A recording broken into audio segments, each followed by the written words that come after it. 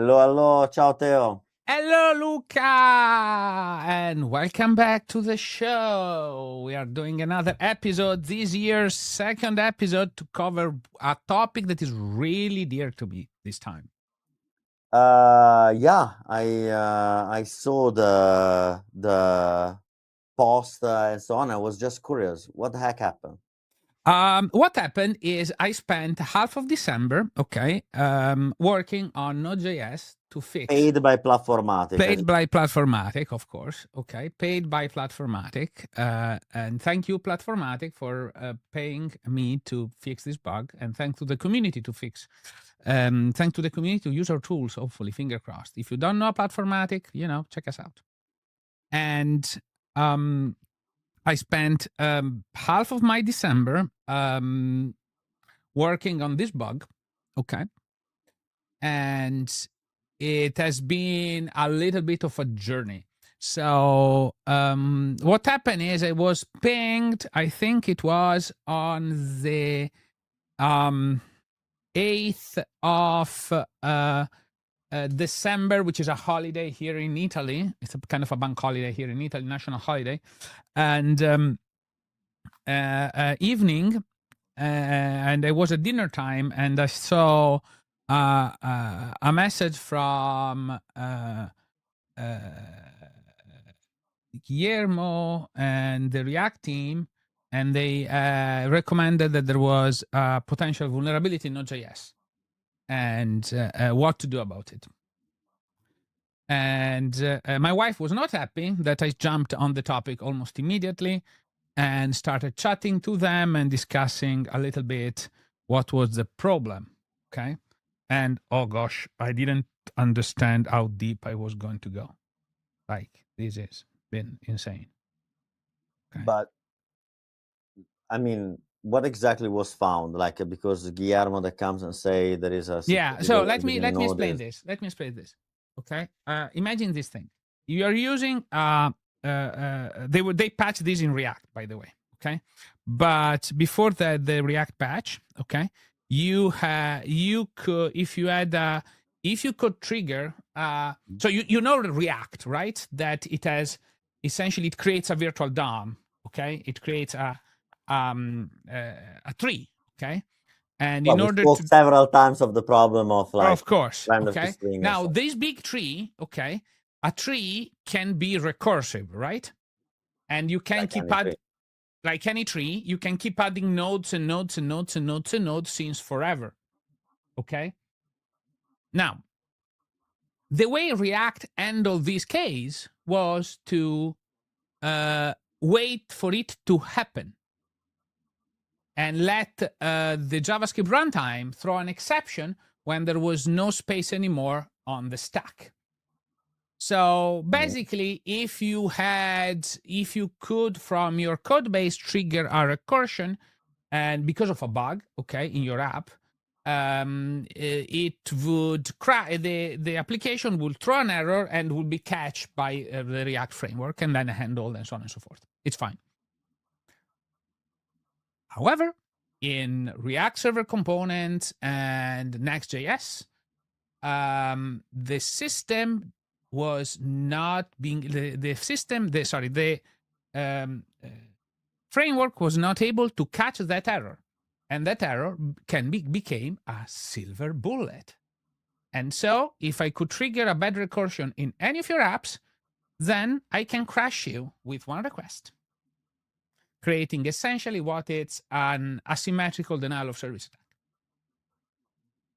But how I do it in a React application?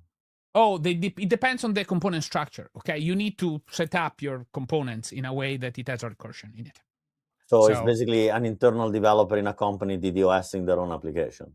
It's well, the point is the framework is the problem. The genetic problem is the framework is built around the concept of creating massive trees.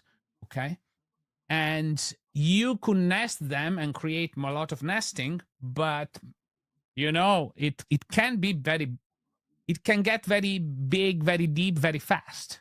Okay, so it might not even be like it's literally too many components in a page in a nested way. Okay. So there are 3 dimensions, right, about this problem. The first is the node part, then the React part, React and all the family. Yeah. And then there is the last piece that is the risk for existing users. So how so I was curious. Now, the even bigger problem, and this is why we made a lot of fuss about it in the Node.js ecosystem, is that we even any APM users that have a bad recursion in any of their app would be vulnerable. Like, for example? If you're using, like, if you have if you have written a recursive algorithm, okay, and an attacker can trigger to be unlimited for whatever reason. You have a bug in your code, okay? You have a vulnerability in your code already, okay? However, that would essentially hit a stack exhaustion error, and that would be caught by your request handler, okay? They can potentially use this to denial of service you, but they will still need to bombard you with a lot of requests, okay? Because other requests can come in the meanwhile, okay? If you, in this application that has this bug, enable an APM, okay, any of them, in Node 20 and Node 22, you can trigger a silver bullet because that error becomes uncatchable. And Node not even goes into uncaughtException. Node aborts. Goodbye. I'm dead. Okay. So it's kind of like, so just to simplify for everyone, there was a multifaceted problem that could expose potential vulnerability with existing kind of like backdoors or existing bugs in existing applications. Like, it's something that would require kind of like the triggering of such a use case to kind of like generate a threat for existing application, right? Yes, like it's like the problem is already there in the target app, okay? Like the developers put the problem in it, but any big, very massive, significant React app kind of have this problem. Okay. So if you have a massive React app and I'm privy of some details and I cannot share them publicly, okay, they can reproduce. It's reproducible. Yeah, it becomes scary when, to me at least, right? When there are problems where there are not full reproducible. Well, it is fully reproducible, okay? I can, like, there are, in the blog post, there are key examples, and in the test of my PR, there are key examples on how to reproduce this code, okay? However, having said that, this has been by then fixed in React, so React does not suffer from this anymore. These were the CVEs that were published by the React team in December, part of them, okay? So this is fixed, but it's still on Node 20 and 22. You're still if you are adding if you're using any APM software, which most of our customers have, Luca, most companies enterprise use, okay, they will suffer from this potential attack vector. So we were a little bit in a hurry to get a patch out. Now there is a twist in the plot, okay? There's a plot twist, okay? The plot twist is, it's your application that is vulnerable, okay? You were relying on the fact that the runtime can throw a JavaScript error that you can handle for a stack exhaustion. Yeah. However, that is not part of the spec. It's not part of JavaScript. It's not part of ECMAScript. Is absolutely runtime dependent behavior. Well, which makes sense. Of course. On top of that, V8 does not give anybody any guarantees that that error can be caught at any point in time. And in fact, we were caught in exactly this problem. I mean, it makes sense that ECMA doesn't have this spec. ECMA is a language specification, not a runtime specification. Not true. They tried to specify it before. They couldn't get an agreement from vendors. And there is a stage two proposal, I think, over there, sitting idle to do this work. It's part of the work that was done for tail recursion. Okay. Anyway, this is an area where the implementers of the language have no agreement on. Okay. To be clear, this is and it totally makes sense. Okay. Yeah, exactly. So all sorts of different languages have different answer to this problem. Okay. So, and in fact, we are very glad that we were able to fix this one, because the problem of this one was actually Node.js, so we could fix it. But frankly, can we do it all the time? Probably not. Okay. So this does not classify technically as a vulnerability for Node.js. So there are two questions. One comes from reading some of the answers to your tweet, and I think one kind of like slipped in without, I don't think, any attention, which I think it's scary. The other one is a more kind of like provocative question. So I start with the tweet one. Somebody actually asked the question, if I don't recall wrongly, about the impact of this issue for existing Node.js Lambda users, which I think it's a very interesting question, if I have to be honest, because everyone is wondering, is Lambda running some Node magic, or is just pure Node? It does not. Okay, let me clarify this. It does not impact Lambda mostly. Okay, because Lambda, as we criticized a long time, crashes the applications.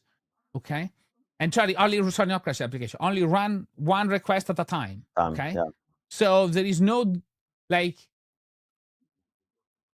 is no disruption to some extent. The end user will see an error. They will see an error. They will consume your money, okay, burn your money, but they will not cause problems for Lambda. Yeah.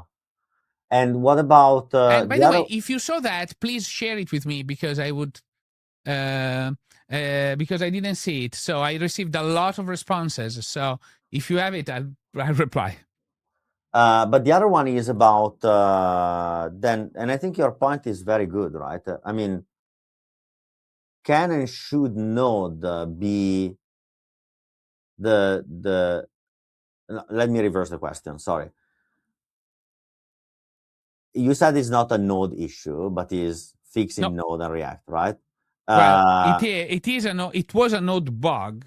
It's the core problem is not in Node. It's in the application. Treating stack exhaustion and recursion as specified behavior when it's not. So, but what about all the other players in the market, like Dino and Bon? They don't have this specific bug, okay? Bon has probably some other different kind of bug related to this, okay? So they use a different... Can you explain why they don't? So, okay, let me rephrase this. So let's go a little bit into how this is implemented, okay? Yeah. Because it's critical to know how this is implemented down there, okay? What the bug looks like, okay? The bug is composed of essentially 2 parts, okay? Promise hooks and node error handling of C++ errors, okay? So, promise hooks were introduced back in the days when promises was added in Node.js to make async hooks viable. Async hooks is the technology that allowed for Node 20 and 22, and we're going to why not on 24, React server components to exist and APM to work, okay? So, pretty big deal, okay? And we spoke with our friend in a previous episode that we can exactly link. You can get the episode now from Brian. We explain that in massive details. We also have a big blog post explaining a lot of this. So it's also mentioned in the vulnerability. When you find the link here, there, and there. Whatever it is. Okay, so this is the TLDR. Okay, now this is the first part. Okay, promise hooks. So the problem is that when we enable async hooks, okay, async hooks adds to some extent one more line, okay, on the stack. Okay. Yeah. It's a JavaScript function that is invoked synchronously. What's one more line in the stack? Yeah. Okay. This also is true for promise hooks. Okay. Adds one more line in the stack. Okay. If this line, okay, does not fit the stack, okay, it throws an error. It gives an error. Okay. However, the way promise hooks have been written, okay, that error is not thrown back to the user, but instead it goes into the generic C++ error catch box of Node.js. So there is a gigantic C++, like if V8 has an error that cannot throw, whatever, it goes into this box, okay? Kind of a mailbox, okay? Now Node.js is this hot potato. It's hot, okay? What do I do? Oh, I crashed the process. And there was a big to-do there or two, so it's like because it's seen as an unhandle. It sees that as an error that can do nothing about it because it comes from C++, can be whatever. It's, to be honest, there is where you get the, I think, memory exhaustion error. So it's like it's the same catch box. Okay, to be honest, it's literally like if anything goes bad that you don't know where to reconcile it, it goes there. Okay, now. However, what can be done, like what we fixed here, is we made the to rethrow the error. So when we detect it's a stack overflow, is a stack space exhaustion error, we rethrow it. Okay? And by rethrowing it, we can free one level of the stack and be happy about it. And then everything can progress. Okay, this is the fix. But we need to do all of that in C++. Okay, and so, why then Dino and Ban and Lambda are... Well, Lambda we know is one request at a time. One request per user, so it's not necessarily a problem for them. It is a problem, but not as big, okay? Dino does not implement, as far as I know, complete async hooks, okay? They don't use promise hooks. They just do use the new API that is available on V8 for doing the same thing, which is what we use in Node 24 and up, okay? And only the higher level library called Async local storage, it's used and implemented both in Dino, okay? Again, if you want to know more about Async local storage, Brian's episode explains everything around it. So on Ban, okay, Ban is not using V8 inside. He's using JSC. JSC is a phenomenal runtime with a completely different performance characteristics than V8. Completely different, radically different design choices. Okay, that leads to incredibly faster startup times for Node, for Ban. Ban can start so much faster than everything else because of JSC, which is the JavaScript. This is called JavaScript core, and is what being used is what is part of Safari essentially. Yeah, that's actually what Apple wrote for Safari. Just open and close brackets because that enters a world that is very dear to me. That has been the whole kind of like initiative from Apple.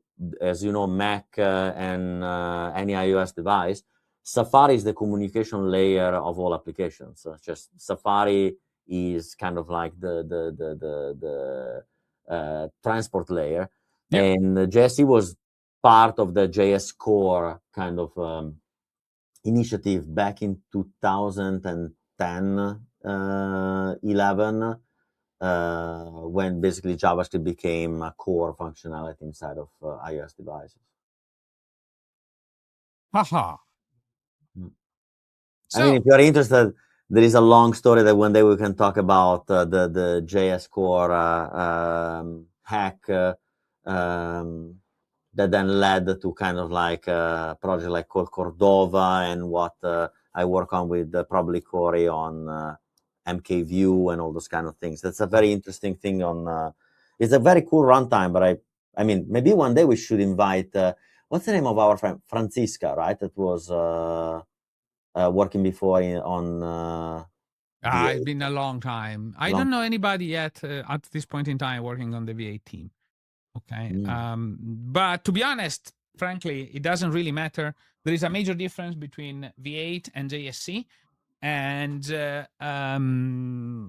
they have different ways to do the same implementation, and therefore you cannot do. They're not. They probably suffer from other problems related to. Sorry, ban suffers from other problems related to this concept. Okay. But that they will need to fix them as well. Okay, it's not a vulnerability. The application is broken. Okay, essentially, like you are relying on being an error being there that is not. Okay, but it's it can be problematic. Okay. Yeah, it's kind of like, to me, this thing speaks very, very loud to something, right? That is the fact that Node and React/Next are, to be honest, foundational pieces of modern applications, right?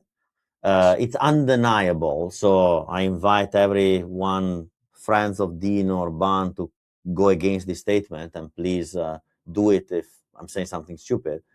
But Node powers with a massive advantage of numbers applications that are core on a day-to-day life of everyone that we all use. And what is to me extremely fundamental important is a small. I think in Guillermo's answer to your tweet there was something to me. Well, you know my opinion on that, but something extremely fundamentally powerful, that is a very strong answer on how a runtime that has such a big adoption and some formalities like Node could actually react to this issue in a promptly and kind of like professional way. And that speaks louder for the value of having Node at the core of businesses that they float billions of dollars versus other solutions that probably they have their own advantages, but they lack that sustainability that Node has. And I think it's kind of interesting also what you just said when we spoke about the V8 runtime, right? That, you know, it's hard for us kind of like find someone in our closed network now inside, for example, of V8 that we, you know of. But that speaks very, very, very, very, very loud on what Node on the other part does, is A, transparently obfuscate that, and B, I think is extremely easy to reach out to the Node.js community, both technical and open source, when there are such an issue. And that's also what Guillermo was broadcasting in his simple message, right? There was no, it was not required. That's what I'm trying to say, right? But it was kind of like speaking louder on the value that Node brings to the enterprise and to millions of users. And let's be very honest, most of the people, they're not paid to support it. They do it because they believe in this technology. And I think that's actually kind of like a very powerful, it should be a message that goes even stronger outside of the foundation to all these companies, because I think it would make, it would higher the value of solving such a type of issues. But exactly, I mean, we understand what the fix is about, and now what do I need to do, like as a user, like, because many people, they were asking on your tweet, I have this use case, am I affected by that? I mean, is there like a metrics that people can go through of use case that they can actually try to identify with and know if they need to upgrade or not? Do I have a frankly, decision my assessment here is most people are essentially safe, okay, from this specifically, okay. But one is literally a sloppy AI or a junior developer step out of shipping this, of being vulnerable. Like, and now I go back into my provocative hat. So there was such a huge fuss on this fix that create clearly indirect fear in people, right? Because they don't know what the code is and they don't understand the problem. But what exactly, as a user, right? Yeah. What do I need to do to know if I'm affected or not? Do I have a decision-making matrix that the foundation and the Node team publish to say, hey, this one is the list of use cases? Well, as described, this is actually a very good criticism, Luca, and probably something that we should incorporate in all future blog posts of this kind. Okay. It's very important. Okay. But to be honest, there isn't one. Like the key question for you is React has been patched. Okay. Other frameworks, I am aware that they are more or less all being patched for this problem. Okay. They've all emitted CVEs in the last month or so. Okay.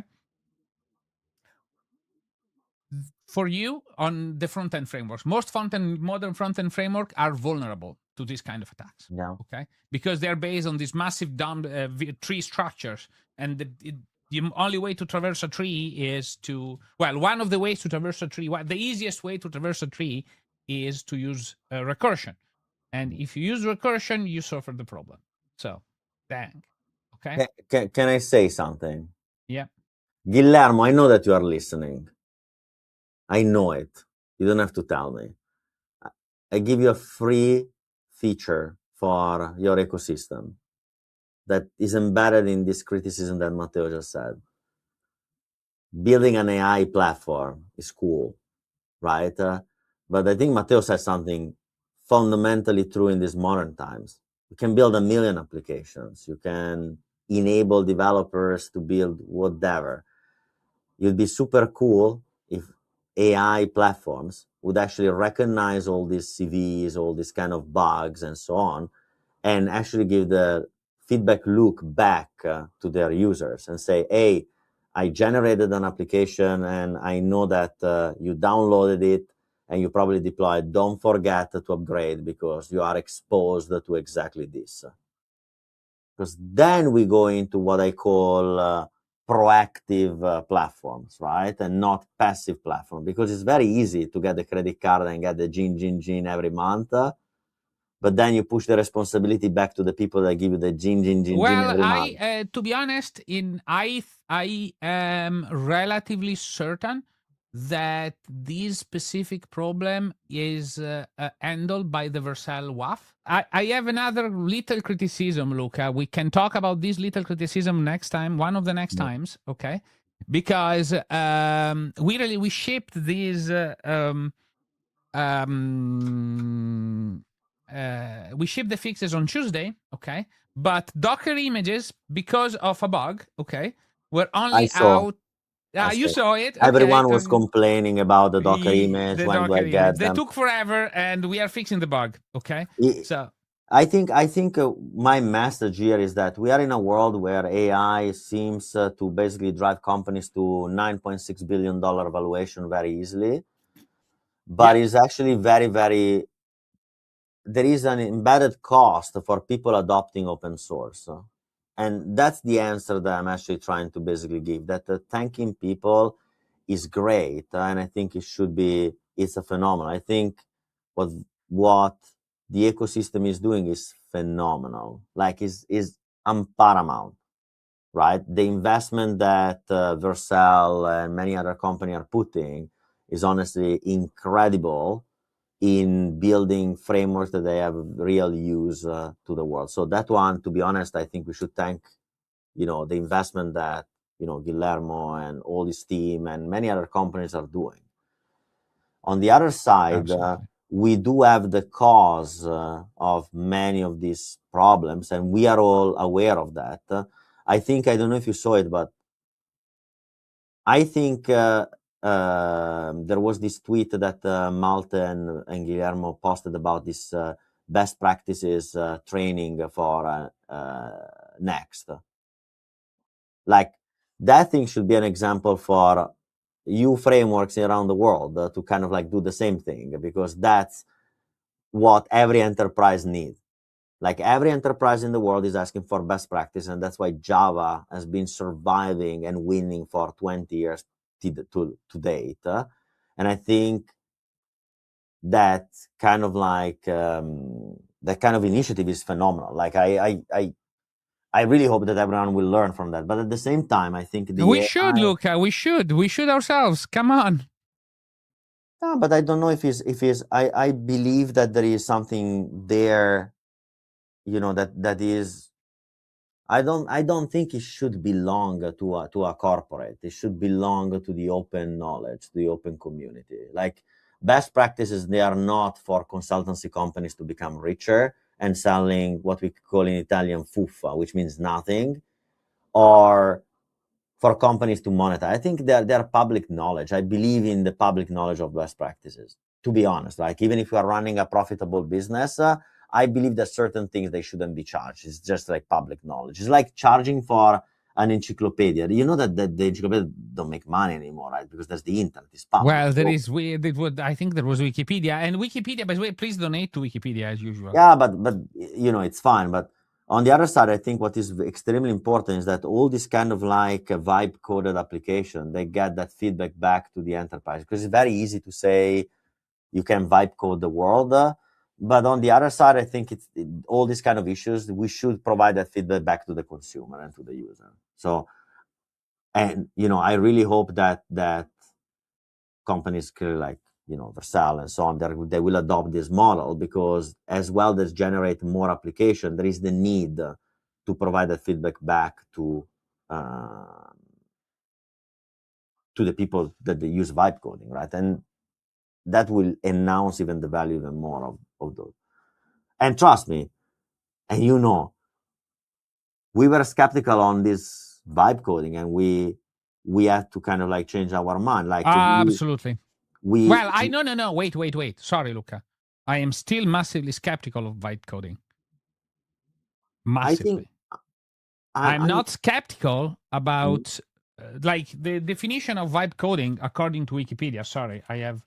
Don't forget to donate. Exactly.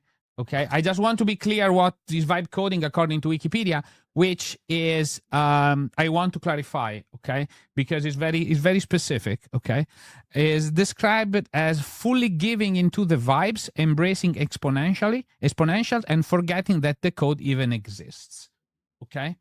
No, I agree with you. Like, that's ridiculous, but this is like the way a lot of people have been having massive results. Okay, is by as a multiplier for senior plus engineers. Okay, that review the code and can instruct the AI and unstuck it when it gets into problems. So yeah, I'm telling you something that doesn't, I'm trying to be as objective and direct as possible, but of all the current tools on the market, not because we were talking about... Luca, we are absolutely out of time. We should talk about this in one of the next episodes. Yeah, I was just saying one thing before we close. Say it. That the only tool that right now, there are two tools that they really make sense to me right now. One is called Cloud Code that, we both appreciate. The other one that is a lifesaver for our 9th generation of the website, and we tried everything. The only thing that is giving us decent answer is V0 from Vercel. So I wanted to thank Guillermo for building that tool, and please continue building it, because it's a phenomenal tool that is saving people with design disabilities like me, that I don't know how to draw a rectangle, to take the ideas from my mind out to reality and to help that communication. So kudos to the V0 team, phenomenal tool that we are paying for, by the way.